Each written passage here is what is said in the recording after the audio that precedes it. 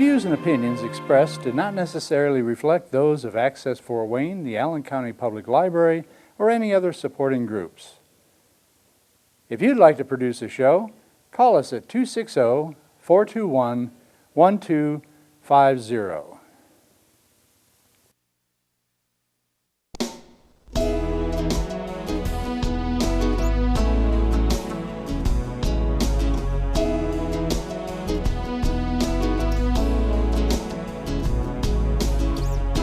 Let me be your lighthouse so I can show you the way. Let me be your shining light, I'll keep you from drifting away. I'm the one that makes you try when... Hello, this is Patty Hunter of Patty's Page. Welcome to my show. Today's guest on Zoom is Marc and Delaney Baumann, and they are so welcome to be on my show. They're my special guests, and I'd like to ask them questions, if I may. Is that all right? Yeah. Now,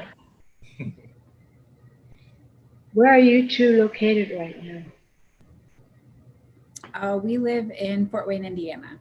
That's right. And when did you both get married? We got married in July of 2010. We're about 30 years this year, Bob and I. Oh, yeah? Congratulations. Yeah. How many kids do you have? You have any kids? Or? Yep, we have Isaac is 6, Lucy's 4, Bo is 2, and Levi is 9 months. And then we have a daughter who was stillborn in August of 2017. Her name's Rowan. Rowan? Mm-hmm. A beautiful name. Does it have a meaning to the name? Or? I think the meaning is like little redhead or something random. You just like the way it sounded. Yeah, we just liked the name. It sounds Irish, you know. Yep. What name did you gave her the name of Rowan? How long ago was this again? It was in August of 2017, so she would be about 3.5. My condolences to you both. Thank you. Thank you. Where'd you meet each other? So I went to Anderson University. That's where we met. She had originally started school at Hope College up in Michigan. And so in my senior year at Anderson University, she transferred to Anderson, and I saw her and knew immediately. He's laughing. Why? She's a beautiful lady, you know. Yes, ma'am. When this had happened to Rowan, how did you feel? Was it tough?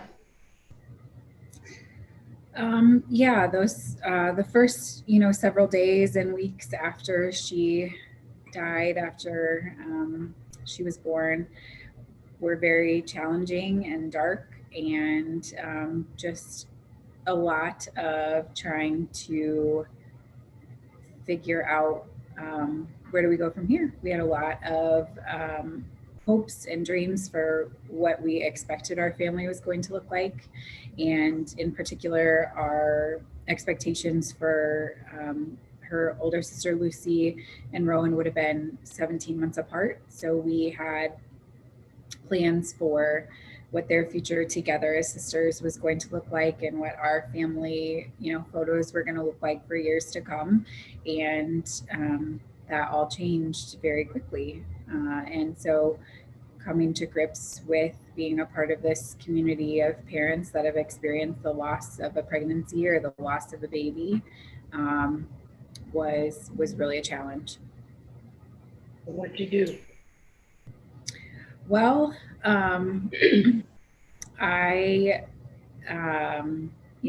did my best to identify ways that I could become involved in this community, this bereaved community of parents. And I searched for resources, and I read a lot of books, and I joined a lot of online forums, and I attended local support groups at a couple of the local area hospitals, and just really kind of did what I could to provide myself with resources that I needed to be able to cope with her death. And you, Mark, how did you cope with this? I How are don't you know. feeling? So we say again. Are you still healing from? Oh yeah, I think that'll last forever. It still hits us every once in a while. Kind of the gravity of the situation and the what could have been and what would have been.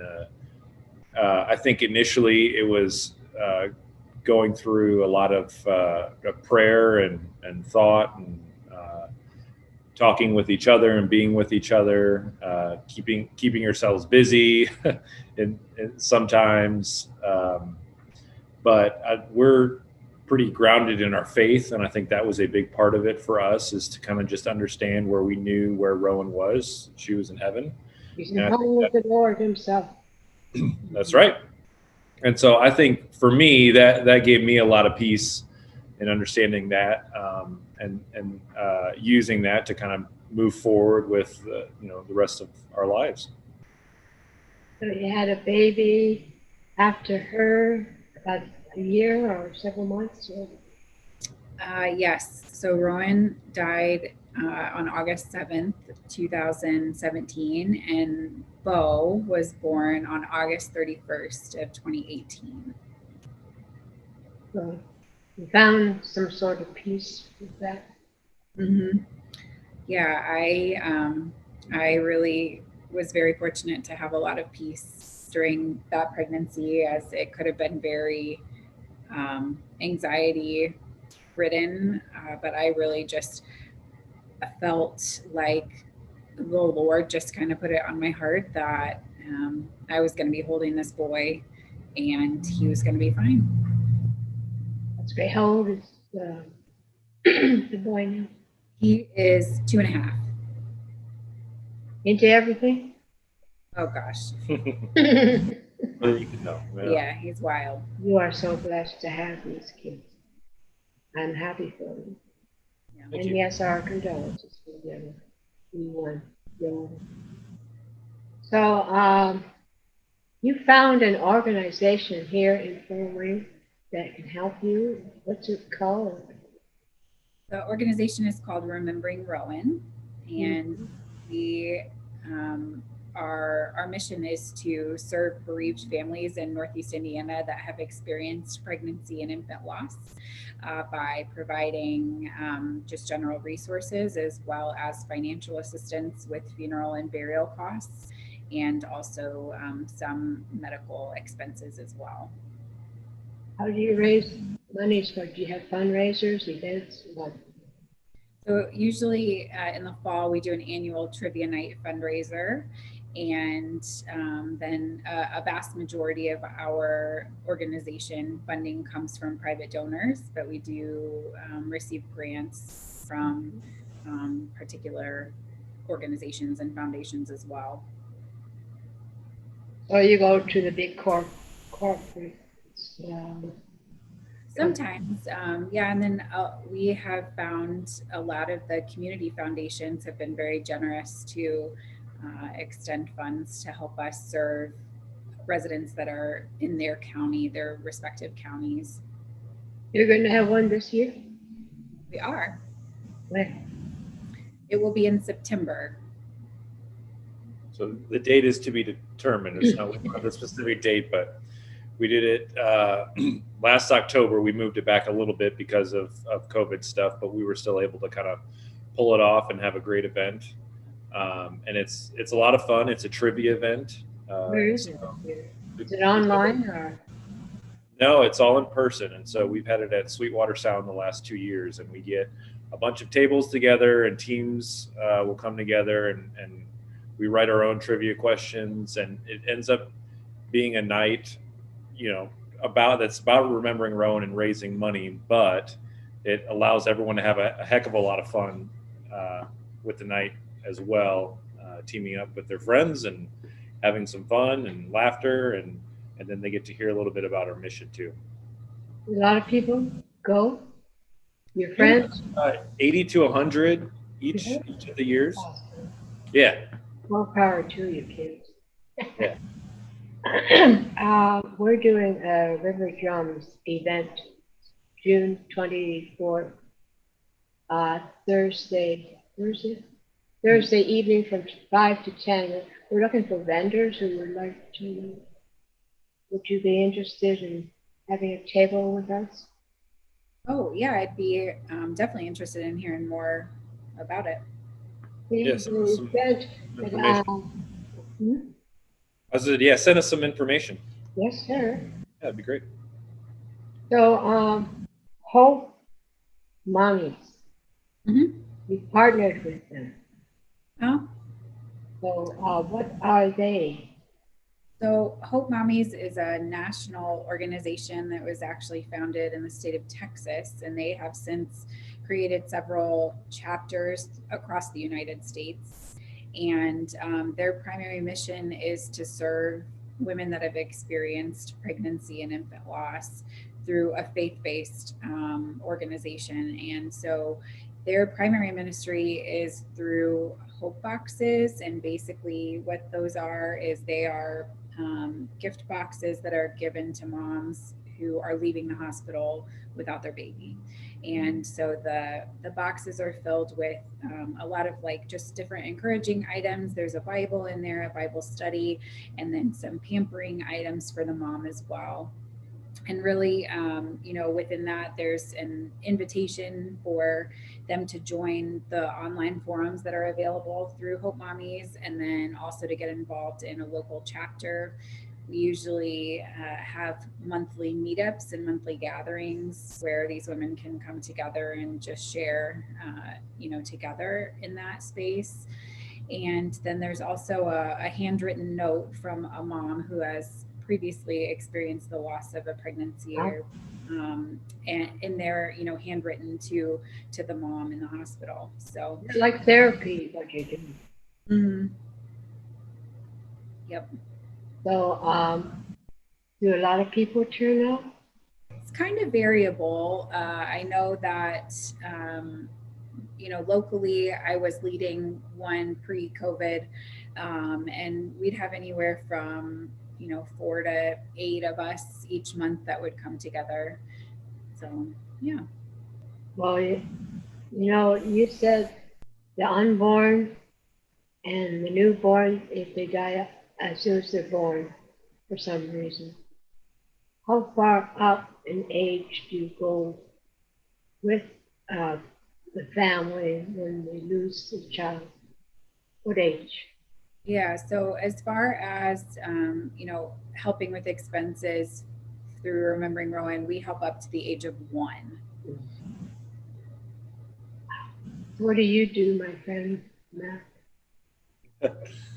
For the organization? Mm-hmm. So I'm an accountant by trade. And so I'm here to help Delaney in any way, shape, or form that she needs. She doesn't need a heck of a lot of help, but I use some of my interests and to really balance all of our accounting needs. And so I'm looking at money coming in, money coming out, and a lot of the record keeping, administrative kind of stuff. And then we just kind of talk and bounce ideas off each other all the time, because it's something that's become a passion of ours to do. But yeah, Delaney's doing all the heavy lifting. Yeah. How long has Remembering Rowan been? We incorporated just a couple months after Rowan died, but really didn't start doing anything by ways of outreach until we received our 501c3 officially in March of 2019. So we have been, we just hit 2 years. You are a nurse? I am. Doing what? I I work in family medicine, so in an outpatient. You work with kids? I do see some pediatric patients, yes. Name some places around here that people can go to grieve, or Mhm. groups that are companies, non-profit. So the visiting nurse offers the Community Grief Center, and they offer free grief counseling to anybody within, I don't necessarily know that they have limitations based on residency, but they, and that's for anybody that experiences the loss of any loved one at any age. They can go there for free grief counseling. And then I know that Compassionate Friends also has different grief support groups for families based on, the type of loss that you've experienced. And there are also Aaron's house? Aaron's house, yep, in particular for siblings, if the siblings have experienced, are experiencing grief around the loss of their brother or sister. And also there are several pregnancy and infant loss support groups within Counseling. Mm-hmm. So do you just handle for the parents, or how about like Aaron's house with the siblings who lost their baby sister and brother? Mm-hmm. Yeah, I don't necessarily know that there's like a specific path to being getting into Aaron's house. I think that you can just call, and it's a community resource available for families. Well, you like an internet working with them all. Yeah, kind of. I am very fortunate to have a bereavement coordinator who works for a local health system that serves on our board of directors, and her and I work very closely together. And as a social worker in this community, she's very aware of all of the resources that are there. So if I don't have the connections, she certainly does. And how about the kids in your family? Mm-hmm. How did they get healed by what had happened to their little sister? Yeah, so Isaac was 3 at the time, and I don't think that he had a whole lot of awareness of what had taken place. And Lucy was only 14 months, so she really didn't have a lot of awareness.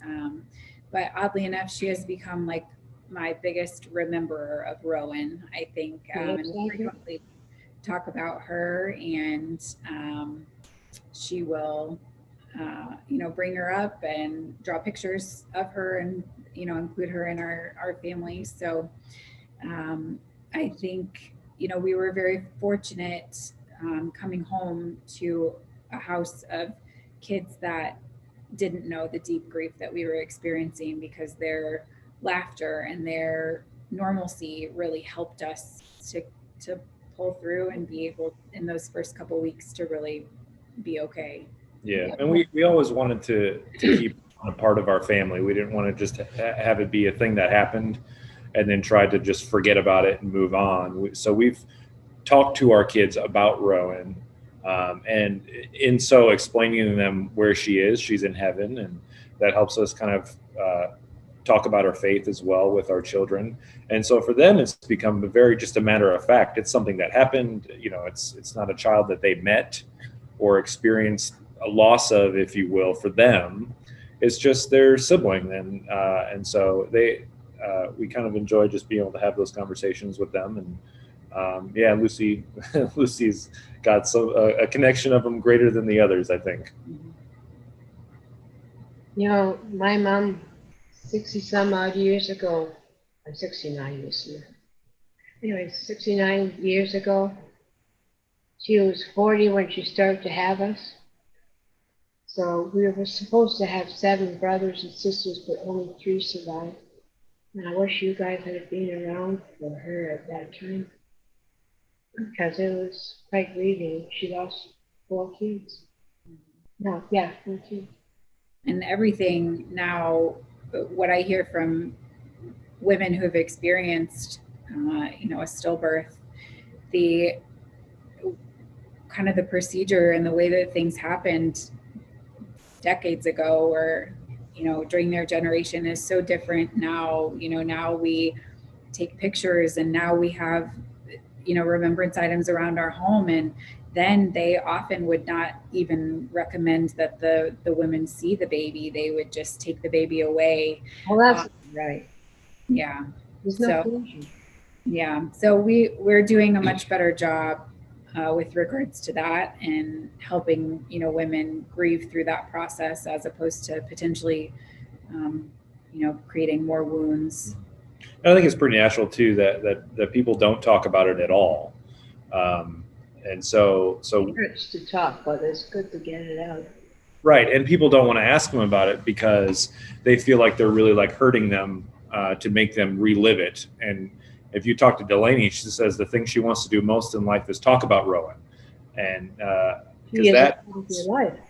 Right. It's a big part of her life. Yeah. And so I think that's part of what we're doing here too, is to speak about it and make it a more normal thing to be able to have a conversation about, because people really do want to talk about it. And it's been really incredible, just the number of regular people we never knew actually went through the process. After we talked with them and share our story, they're like, oh my gosh, yeah, I also had a miscarriage or a stillbirth, and it allows them to kind of express what they went through as well.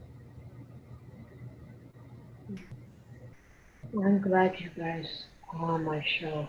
What would you like to share with my audience, especially about Remembering Rowan? It's nonprofit, right? Mm-hmm. I think, most importantly, what I would like to share is for women that have experienced this great loss, is that you're not alone. And there are resources and there's support. And, we don't just offer financial assistance. That's a big part of what we do. But if you're looking for resources or recommendations, that's something else that we can absolutely help with too. Is it on your website? Yep. So what is your website called? RememberingRowan.com. Very simple. R-O-W-A-N. Rowan. Yep. Oh, sweet.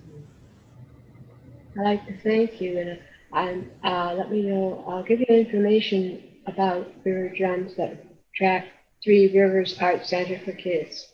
Okay. Putting on in June. So I'll be happy to have you part of our group, eh? So God bless you. Thank you very much. Thank you. Appreciate you having us.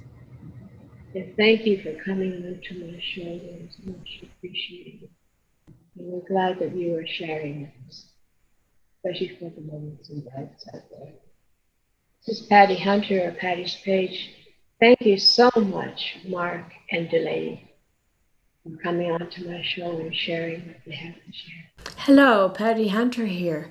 I'd like to tell you about a book, a new children's book by a friend of mine, M.J. Jackson. It's called My Adventurous Day. And it's all about a boy named Joe who gets lost on his way to his grandfather's house. Joe finds himself being chased through the jungle by other various people and animals. And on the way, he discovers friendship and strength where he never thought it would be. You can get this book online on Amazon and Barnes & Noble. Thank you. Godspeed, my love, until we meet again. You're always in my heart and every dream.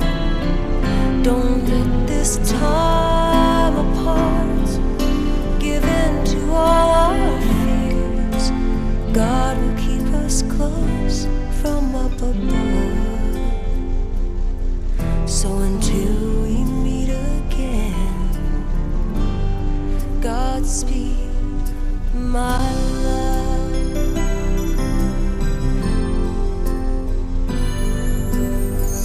is with us always and for the rest of all our lives.